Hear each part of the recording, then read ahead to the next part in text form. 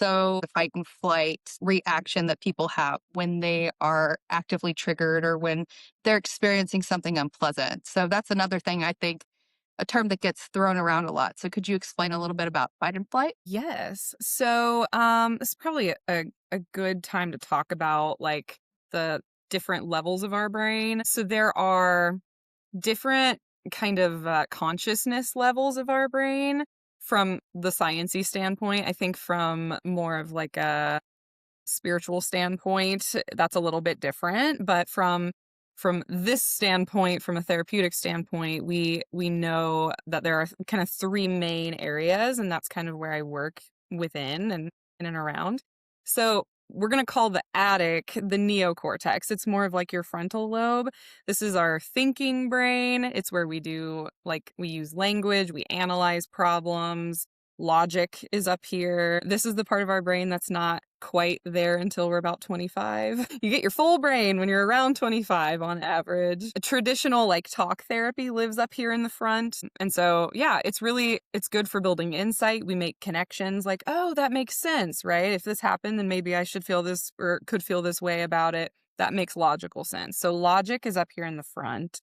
And that's the attic. The main floor is the limbic system. So this is like where fight or flight kind of lives. It's kind of in it's like midbrain, right? So the main floor of your house. It's where our smoke detector, the amygdala, resides, and it tells us if we are safe or if we are in danger. Now, we can't really think with this part of our brain very well. So it's not like you're like, hey, amygdala, we are in danger right now. You should activate, the parasympathetic nervous system now so that we can escape danger. It doesn't really work that way. It's more of an automatic process. Um, and it will kind of trigger your body's fight or flight response. And so even if consciously the addict isn't aware that there's danger near, your midbrain, your limbic system might still kind of pick up on things and say, hey, this doesn't feel very safe right now. We should probably freak out about it. And so that's kind of the main floor. And then the basement is our subcortex. This is the reflexive brain. It controls our survival instincts, our physical body. So this is where trauma and like the chronic tension kind of stuff is stored. And it's, if we use like a computer example, it's kind of like the hard drive. We really can't think with this brain. It is not an online like part of our consciousness at all, but unfortunately is stored there.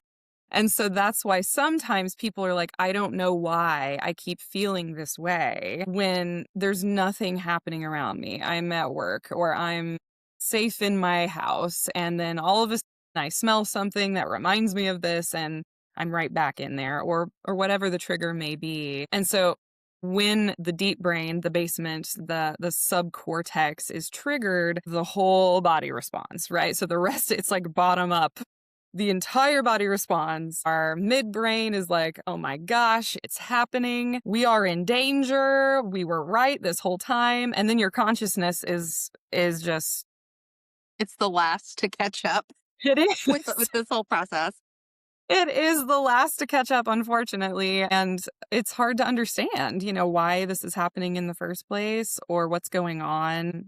And so, yeah, that fight or flight response, it's not necessarily a bad thing. Like, we do need our bodies to operate this way. And I'm very grateful that I have all the different levels, the attic, the main floor, the basement, because they help keep us all safe, right? It's why I've learned not to touch a hot stove. It's why I know what my boundaries are around me and how to keep myself safe, because the deep brain just knows that stuff inherently. And then my midbrain is kind of always alert and checking out the surroundings and that sort of thing. And then obviously we have our consciousness too. So they do help keep us safe. And in a lot of cases, it works for people. And sometimes it stops working after a while, or it develops into something worse where even when we are safe, we feel like we're not. And so the fight or flight response is your body's natural way of trying to keep you safe and alert you to danger. But sometimes, unfortunately, it can go a little too far, if that makes sense.